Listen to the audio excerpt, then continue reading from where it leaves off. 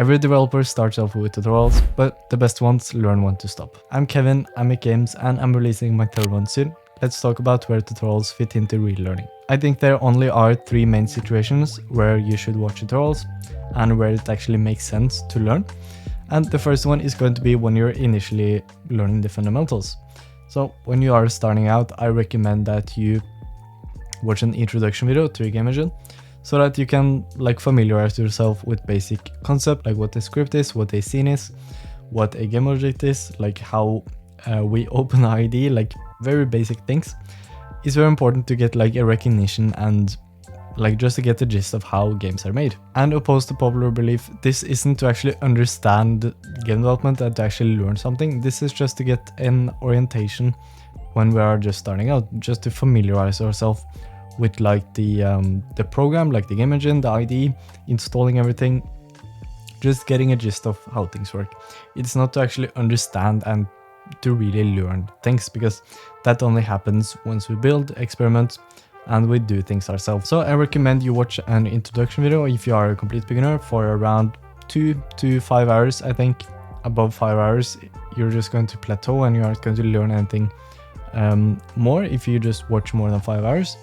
Because at that point, you have already gotten the orientation and the recognition that I talked about, which is the only reason why we're watching this video in the first place. So after 5 hours, everything after that is just counterproductive and you're wasting time.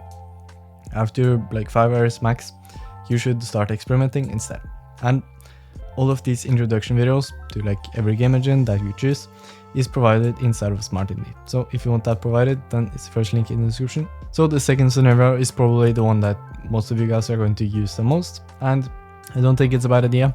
And that is if you have a specific problem that you have had for a long time, and not something that's very specific, you never remember how to do one specific thing. That's not what I'm talking about. I'm talking about a general concept, so concept overviews. For example, if you really struggle with making scalable code, scalable architecture, scalable systems, then maybe what you have to do is to watch a video to get new ideas and to understand new concepts, so that you can actually implement it into your own game, getting new ideas, not trying to understand and memorize lines of code, but just to get new ideas, get the orientation that we talked about before from tutorials.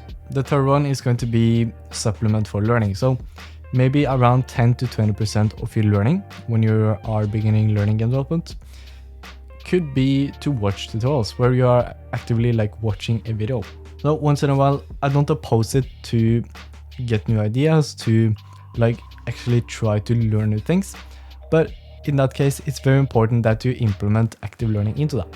So what a lot of people do wrong is that they just watch the video with their full focus, or they just follow along endlessly.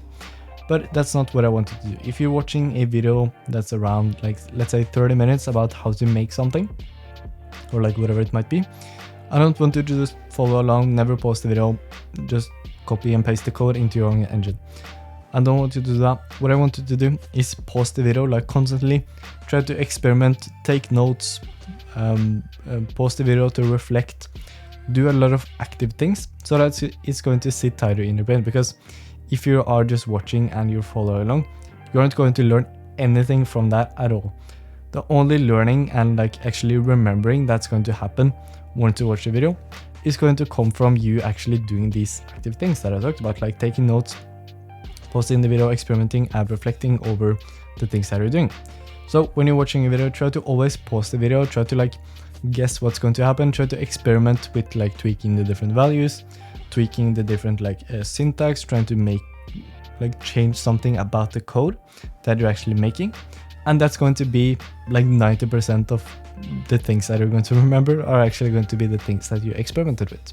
So if you are going to watch a tutorial, if you really want to, then it's critical that you implement active learning into this. So that's what I wanted to say for this video. If this video helped you and you want more advice just like this, then that's exactly what I teach inside of Smart Indie. It's the exact system that I use to learn and finish games fast. So it's the first link in the description. Either way, thank you for watching this video.